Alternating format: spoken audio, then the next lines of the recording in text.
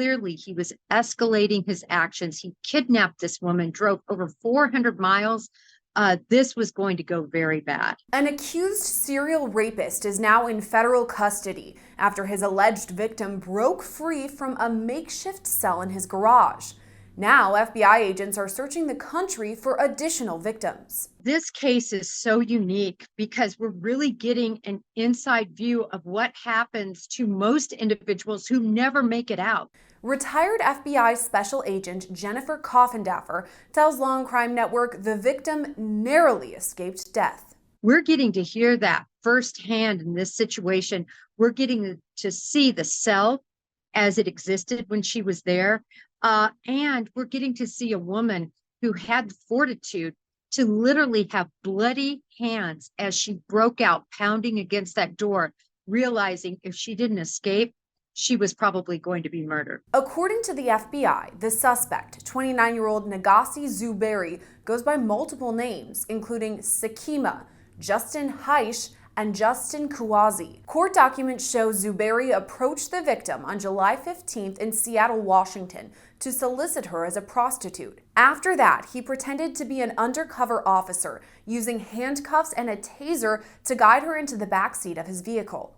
It wasn't until the victim, quote, observed a map application of Zuberi's cell phone stating that Zuberi was 2 hours and 4 minutes away from his destination when she realized she was being abducted. Coffindaffer says this technique of masquerading as a law enforcement officer is not a new tactic. Interestingly enough, him posing as an officer really isn't new. It's just something that's coming out in the news right now. This was a ploy that Ted Bundy used on multiple occasions, and other people have used as well. Instead, Coffindaffer says Zuberi targeted the victim because of her line of work.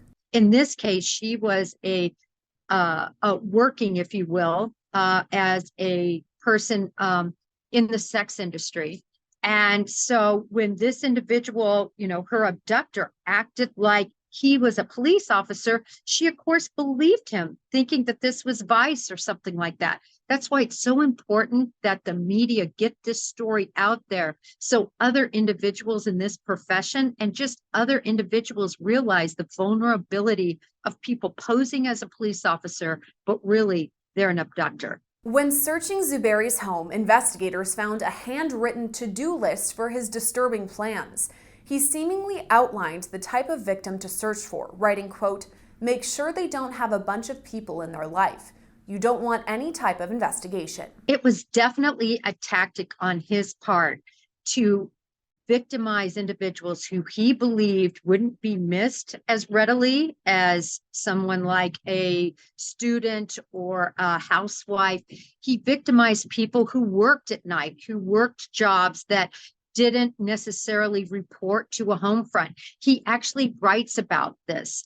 And the reason is he's hoping to get away with it. He's also hoping that if he victimizes, they're not going to go to the police because they indeed are involved in illicit activity themselves. Also written under the heading Operation Takeover, quote, leave phone at home. The notes were accompanied by a diagram and details for how to dispose of a body. We know he had plans to murder in the future because of the notes he left, specifically discussing how he would dispose of a body. So clearly he was escalating his actions. He kidnapped this woman, drove over 400 miles. This was going to go very bad. After abducting the victim in early July, Zuberi took her to his home in Oregon, nearly 500 miles from Seattle. He placed her in a cell within his garage made of cinder blocks. According to court documents, she described a metal door that was only able to open from the outside. When Zuberi left, the victim banged on the metal door until she broke it open. Once outside, she noticed a gun inside Zuberi's vehicle. She grabbed it and ran from the garage. She then flagged down a passing driver who called 911. Local police secured a search warrant after finding blood on the fence the victim said she climbed over to escape. Inside Zuberi's home, investigators found the cell, his troubling notes, and drawing.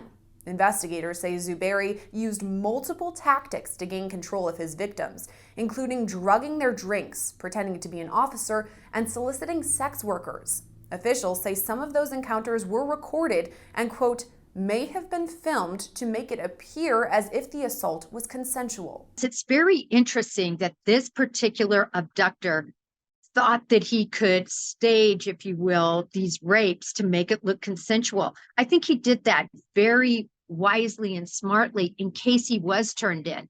He could then say, see, this was actually consensual, and he would have makeshift proof of that, if you will. Officials used GPS to track Zubairi down to a parking lot in Reno, Nevada. During a standoff, he cut himself and began bleeding profusely. After that, he surrendered to law enforcement. Investigators note Zubairi has lived in at least 10 different states over the last decade. Coffindaffer says the nationwide investigation is only just beginning. I think definitely, right now we know that he has lived in 10 different states.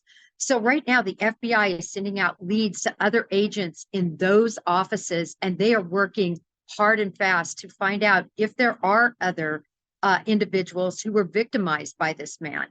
And I think they're going to find that there were, and my understanding is they've already discovered other victims of sexual assault that just didn't come forward because of fear.